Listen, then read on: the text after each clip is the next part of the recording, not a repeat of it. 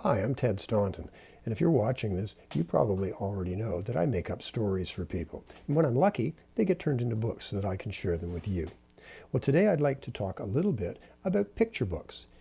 The stories in picture books are among my very most favorite. They're short, but they're tricky to write. And I thought in the next few minutes we could talk a little bit about how those stories get written, how the pictures get drawn to help tell them, how the books get made, and how you could try to make a picture book of your own. And along the way, I'm going to share a little bit of a brand new picture book that I've made with my good friend Ruth Ohe that nobody has seen yet. So, picture book stories. Now, I've written a whole bunch, and I can tell you that even though they're called picture books, they actually begin with the words.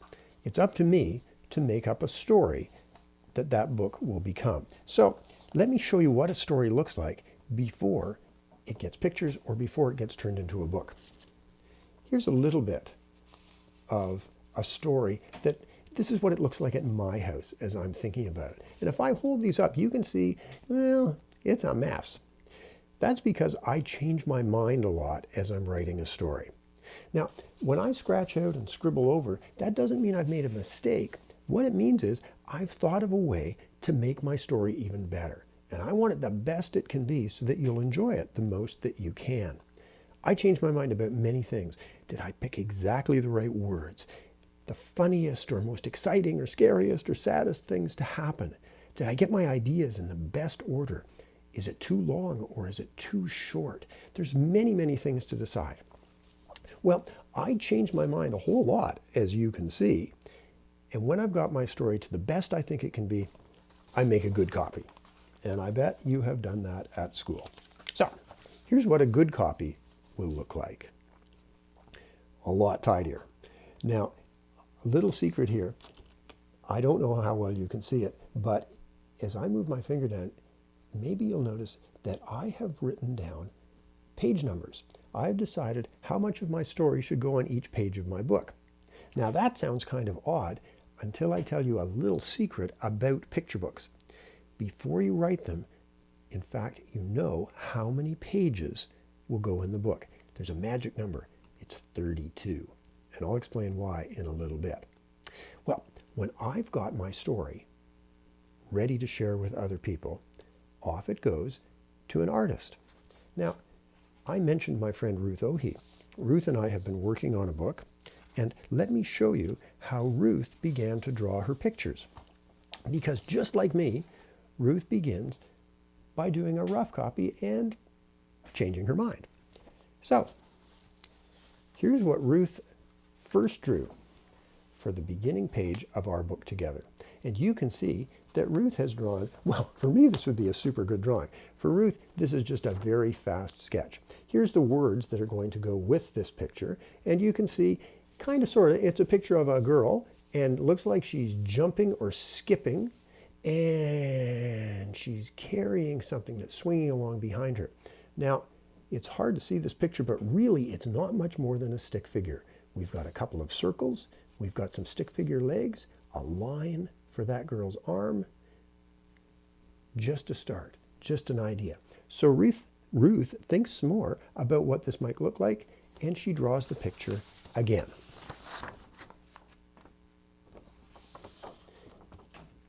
There's the girl. This time, Ruth has put her in a living room. You can see that she's running past the couch. The words are now tucked into the picture, and there's that line. There's a line running off the edge of the page. So we don't see what the girl has with her anymore. We're going to have to turn the page to find out. Well, let's have a look. Here's what the good copy, the final good copy of that picture looked like when it went into our book. Here's the book. It's called Friends for Real. There's Ruth's name and mine on the cover. And there's two friends. And I'll show you the same picture with just a little peek at how the story turned out. Now here's the very first page of Friends for Real. This is called the title page. And if you make a book at home, you should put one of these in too. Then there's a special page that tells everything about who made the book, because lots of people helped besides Ruth and I. And then an extra special page called the dedication, where you get to dedicate your story to somebody very special to you. And here's the first page of story, and this is the one that has the picture that we've been looking at. Here's how Ruth finally decided the picture would look. Now we're outside, maybe in a park. And again, you can't see what's at the end of that line. So let's just have a look at a few of the pages. The story begins like this. Pets made Emma sneezy, so Emma had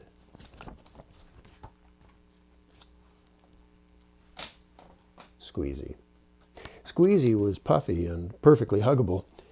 He could fly sometimes. He liked the same things as Emma, hid her broccoli for her, kept secrets, and was never scared of the dark. Squeezy was also quiet. One day, while soaring to the clouds in the park, Emma and Squeezy lost each other. "Squeezy!" Emma called.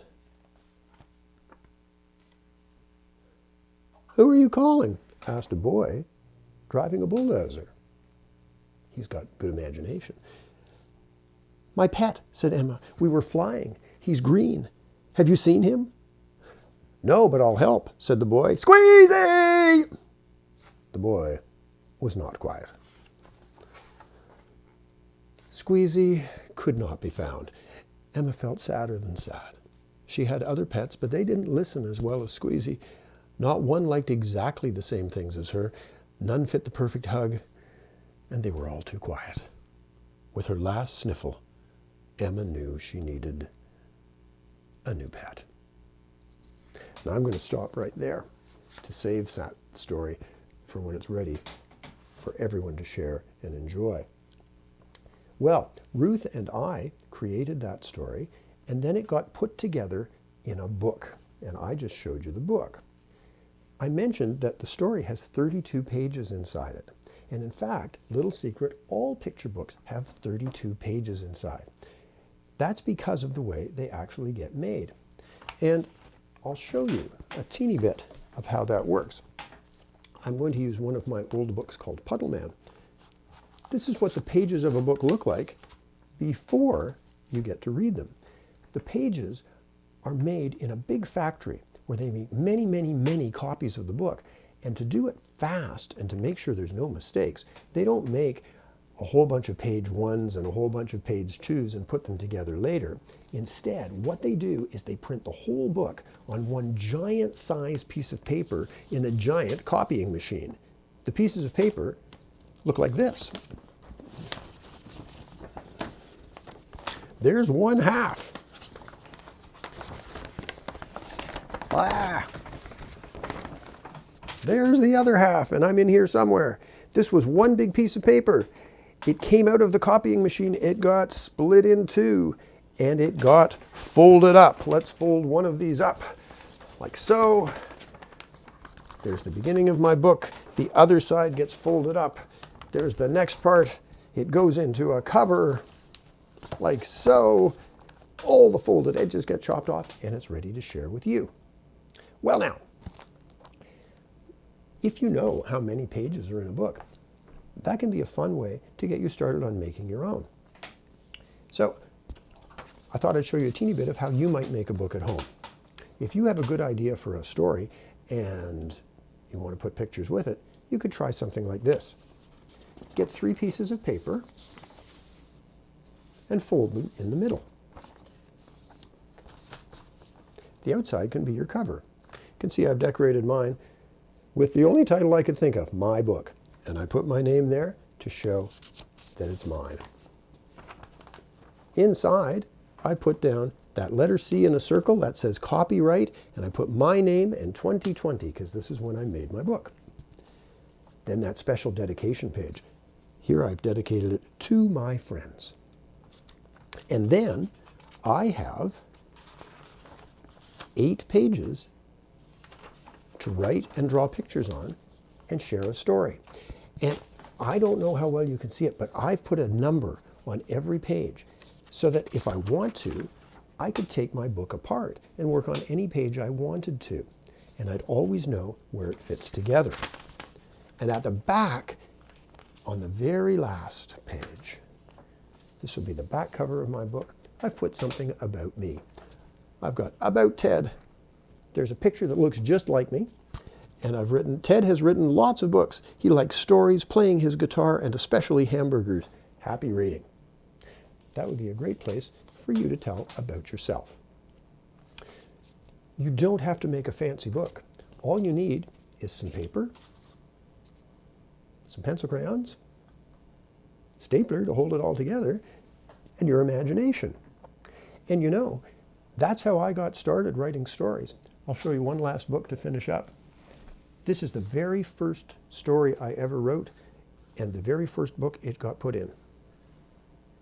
It was called Revenge of the Puddleman. And you can see I drew my own pictures. I printed as neatly as I could. I colored in. I tried to make each page look different by moving the words and pictures around. Sometimes small pictures, sometimes big pictures, but I hope all of them fun. And when I was done, I was ready to share this with other people. And of all the books I made, I think this is my favorite because I made it all by myself. Well, I hope you make a book of your own. I hope you enjoy lots of stories by me and by other people. And I hope you watch for Friends for Real. It's published by Scholastic Books, and it will be ready to share with people this June. In the meantime, my friends Richard Scrimgeour and Kevin Sylvester and Leslie Livingston and I are all making videos together and putting lots of things out there for people to watch and enjoy. And I hope you do lots of happy reading as well.